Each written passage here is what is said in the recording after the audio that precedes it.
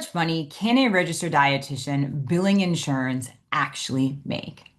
In today's video, we're going to cover three different models. We're going to talk about the model where you work for yourself, billing insurance, the model where you work for somebody else who's billing insurance, and then we're going to talk about the cash-based model. So we're going to dive deep into all three modules so we can really take an honest assessment about the different levels of income you can expect in each one, right? The main thing, right? Everyone tells registered dietitians the same exact lie. Insurance pay is garbage. Don't even bother taking it, right? And to be honest with you, that statement is dead wrong.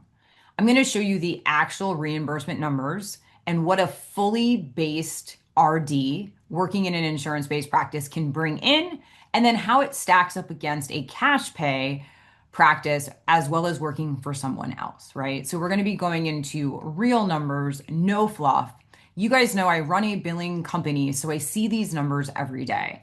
The irony of this video is if you guys look in the background, one of the things that you guys struggle with starting your own practice is getting your own patients. And those are actually some referral baskets to send out as thank yous to the providers who refer patients to my practice. But by the end of this video, you guys are going to know exactly what an RD billing insurance can actually expect, and then why that kind of concept that insurance pays nothing is usually coming from dietitians who have never, ever, ever billed insurance, or I say this from a place of love because I see this all the time, they're billing them incorrectly. Okay.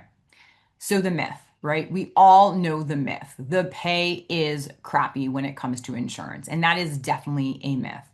Reimbursement rates in most states are actually very solid, especially under the Affordable Care Act, where there is preventative coverage.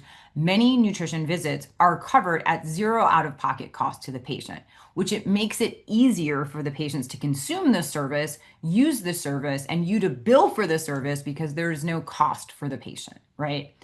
Let's talk about how insurance actually works, okay? For the majority of the insurance codes, there's only really two major ones we use. We bill in 15-minute increments, right? So 9702 is a CPT code that represents an initial visit, while 97803 is a CPT code that represents a follow-up visit.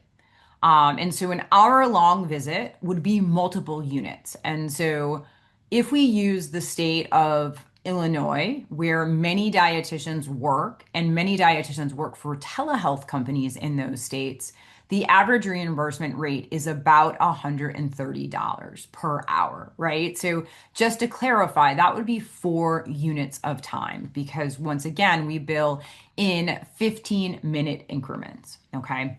I wanted to just take you guys through a real example to show you guys the numbers. And so if you are making $132 per hour, that is about $3,000 per month. And I base that on about 23 billable hours per week. A full-time dietitian generally work about 20 to 25, so I really wanted to use a real number, okay?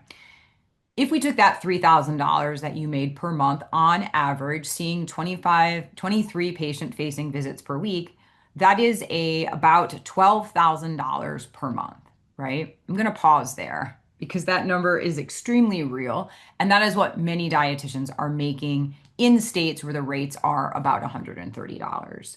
If we looked at that over the course of a year, where you took off 4 weeks of vacation, that comes out to about $134,000 per year. Okay, once again, just to remind you of the numbers, we are using the number in the state of Illinois because many telehealth companies, as well as dietitians, are billing directly from that state.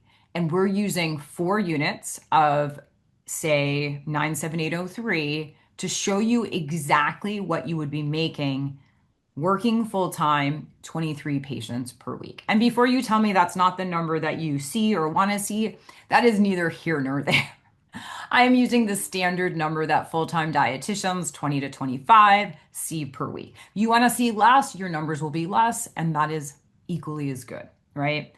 I want to run the same scenario, 23 patients per week, but I want to do a scenario where you're working for someone else. And so say you're working for someone else and you're getting $50 per hour.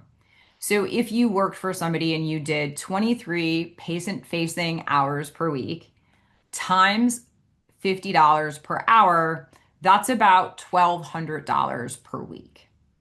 If we look at that per month, that's about $4,600 per month versus the $12,000 that you might be making working for yourself. If we annualize that over the same 11 months, right, giving you a month off of vacation, that comes out to about $51,000 per year versus the $134,000 if you were working for yourself. So if you're in a scenario where you're working for someone else, the delta is about 40%. The money that's being left on the table is about $83,000 between what someone is making off of you and what you are actually making at $50 per hour. So that is pretty significant. So like I said, it's about a delta of about 40%. So now let's talk about cash, right? We've talked about working for yourself. We've talked about what it looks like when you work for someone else.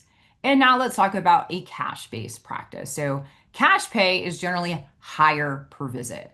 But the main thing to know, and I just want to remind you, is that if you decide to go cash-based, you have to fight for every booking, right? And we live in a world where so many dietitians are accepting insurance, so people become very price sensitive, okay?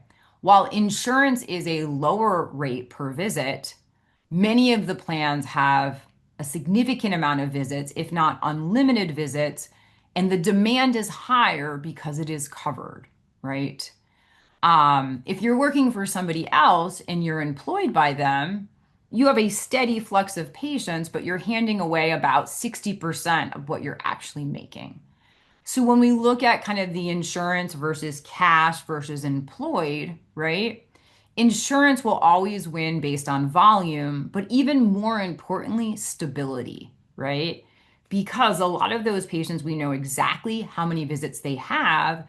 And so we can either stagger them out, or if they have unlimited visits, right? Use the cadence and the frequency that supports the medical necessity of seeing the patients, right? But before we go any further, super important, I want to be crystal clear. While you make a lot more money working for yourself, it is by no means free money, right? You actually have to fill the schedule, right? Hence the referral buckets behind us. You have to keep no-shows down. You have to know how to bill so the claims don't get denied.